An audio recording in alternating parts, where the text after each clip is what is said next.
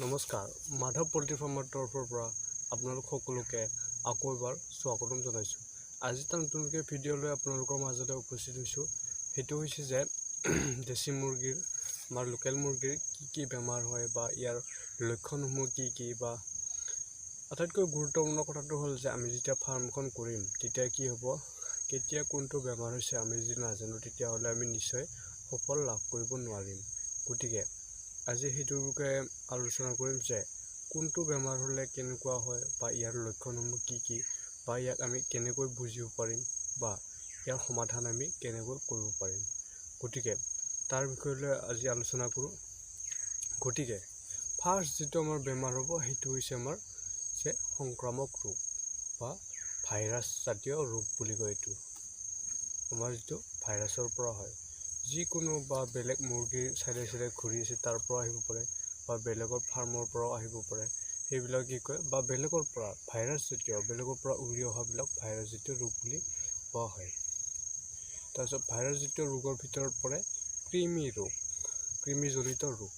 এইটো কৃমিজনিত ৰোগটো 2 মাহৰ পাছত আমাৰ দেখা দিয়ে। লোকেল মুৰ্গী 2 মাহৰ পিছত এই কৃমি ৰোগটো হোৱা দেখা যায়। গতিকে আপোনালোকে নিয়মিতভাৱে কৃমিৰ ঔষধটো দি থাকিব লাগিব।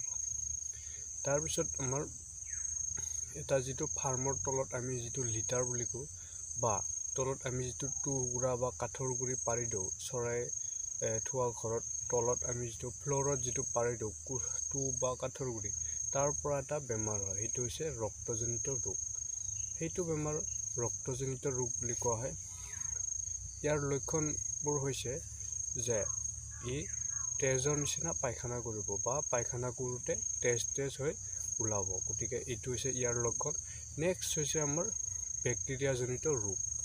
বেক্টেৰিয়াজনিত ৰোগ হৈছে তাৰপিছত বেক্টেৰিয়াজনিত ৰোগ হৈছে ফাৰ্ষ্টটো হৈছে কলেৰা। আপোনালোকে মনত ৰাখিব যে বেক্টেৰিয়াজনিত ৰোগটো হৈছে ফাৰ্ষ্ট বেমাৰটো হৈছে কলেৰা। এই কলেৰা হোৱাৰ একমাত্ৰ লক্ষণ হৈছে যে ইয়াৰ চূণৰ দৰে বগা পায়খানা সিহঁতে কৰে। গতিকে যদি আপোনালোকৰ ফাৰ্মত যদি কিছু চৰাই যদি বগা পায়খানা কৰিছে তেতিয়াহ'লে আপোনালোকে গম পাব যে ইয়াৰ কলেৰা ৰোগ হৈছে। তাৰপিছত আৰু এটা মুৰ্গীৰ বেমাৰ হৈছে, সেইটো হৈছে চালমনেলা। আকৌ এবাৰ কৈছোঁ যে চালমনেলা।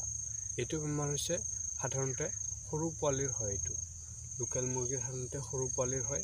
এইটো হ'লে কি হয়, সৰু পোৱালিৰ পিছফালে পায়খানাৰ ৰাস্তাত লেতেৰা হৈ লাগি থাকে পায়খানাটো। এইটো হৈছে আমাৰ চালমনেলা ৰোগ। তাৰপিছত হৈছে আমাৰ নেক্সটটো হৈছে কৰাইজা। কৰাইজাটো কি হৈছে আমাৰ এটা দুটাকৈ মৰি আছে। তাৰপিছত চকু মুখ ক'লা পৰি যায়, চকু মুখটো ক'লা পৰি যায়। তাৰপিছত এটা দুটাকৈ আমাৰ মৰি আছে। সেইটো হৈছে আমাৰ কৰাইজা ৰোগ। গতিকে কৰাইজা ৰোগৰ পাছত আমাৰ কৰাইজা ৰোগটো ক'লোঁ। তাৰপিছত কৰাইজা ৰোগৰ পাছত আহিব আমাৰ অতি বিষাক্ত, অতি ভয়ানক লগা হৈছে ৰাণীখেত। এইটো ৰাণীখেত হ'লে কি হয়, চৰাইবোৰ শুই থাকে, জুম বান্ধি থাকে, একে জেগাতে থাকে, লৰচৰ নকৰে। তাৰপিছত বগা পায়খানা কৰে। তাৰপিছত খোজকাঢ়িব নোৱাৰে, পাখিবিলাক মেলি কেনে ৰখি থাকে, এটা ঠাইতে ৰৈ থাকে। সেইটো হৈছে আমাৰ বিষাক্ত ৰাণীখেত। এইটো যদি ফাৰ্মত এবাৰ যদি এটাৰ লাগে তেতিয়াহ'লে গোটেই ফাৰ্মখন বেমাৰ লগা চান্স থাকে। গতিকে ইয়াক কয় আমাৰ ৰাণীখেত বেমাৰ বুলি কোৱা হয়। তাৰপিছত এটা বেমাৰ হ'ল গাম্বুৰু।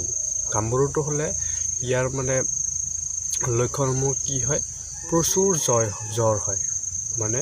প্ৰচুৰ ইয়াৰ জ্বৰ হয়। চৰাইবিলাকৰ বহুত জ্বৰ হয়, গাটো গৰম উঠি থাকে। তাৰপিছত পায়খানাটো ইহঁতৰ বগা হয়। তাৰপিছত হ'ল আন এটা বেমাৰ হ'ল ফাউল পক্স। এইটো হৈছে বেমাৰৰ নাম ফাউল পক্স।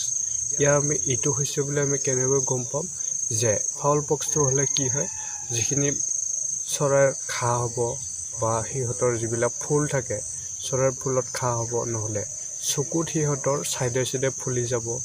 তাৰপিছত এইটো চকুৰ চাইডে ফুলি যায়, তাৰপিছত ৰস ওলায় তাৰ পৰা, সেইটো হৈছে ফাউল পক্স। তাৰপিছত আমাৰ হ'ল বাৰ্ড ফ্লু। বাৰ্ড ফ্লু সাধাৰণতে এনেকুৱা এটা বেমাৰ যাৰ এতিয়ালৈকে ভেকচিন বা ঔষধ এতিয়ালৈকে হোৱা নাই। যিটো এনেকুৱা এটা বেমাৰ যে একেলগতে আপোনাৰ 100 200 তেনেকৈ মৰা যাব। কোনো কাৰণত আপুনি বেমাৰটো ধৰিব নোৱাৰিব, তেতিয়া আপোনাৰ গোটেই ফাৰ্ম ধ্বংস হৈ যাব। এইটো হৈছে বাৰ্ড ফ্লু। ইয়াৰ পৰা আমি কেনেকৈ ৰক্ষা পাব পাৰিম যে আমাৰ যিবিলাক ফাৰ্মৰ চাইডে আমি সপ্তাহত এবাৰলৈ চূণ ছটিয়াম বা জীৱাণুনাশক স্প্ৰে কৰিম, তাৰপিছত অন্য জীৱ জন্তু আমাৰ ফাৰ্মৰ ওচৰত আহিবলৈ নিদিম। এইটো হ'লে ইয়াৰ প্ৰতিৰোধ হ'ব। তাৰপিছত আমাৰ কি হ'ব, আমি স্প্ৰে কৰিব লাগিব। তাৰপিছত আমি সৰু ভিটামিন চিৰ সিহঁতৰ অভাৱ হ'লে যে সিহঁতে লেংৰা হ'ব বা খোজকাঢ়িব নোৱাৰা হ'ব, যে ভিটামিন চি দিব লাগিব। আৰু এটা কথা হ'ল যে সিহঁতক কি হয়, এণ্টিবায়'টিক সহজত সিহঁতক নোখোৱাব, যিহেতু এণ্টিবায়'টিক খোৱালে কি হয়, চৰাইটো দুৰ্বল হয়। আৰু এণ্টিবায়'টিক খোৱালে আপোনালোকে তাৰ নেক্সট দিনৰ দিনা ভিটামিন দিবলৈ আৰম্ভ কৰিব, ভিটামিন আৰু কেলছিয়াম। নহ'লে এণ্টিবায়'টিকটো দিলে সিহঁতে বহুত দুৰ্বল হৈ পৰে। এণ্টিবায়'টিকটো পাৰিলে আপোনালোকে নিদিয়াই ভাল, যে এণ্টিবায়'টিকটো দিলে ইয়াৰ বহুতো ক্ষতিসাধক হয়।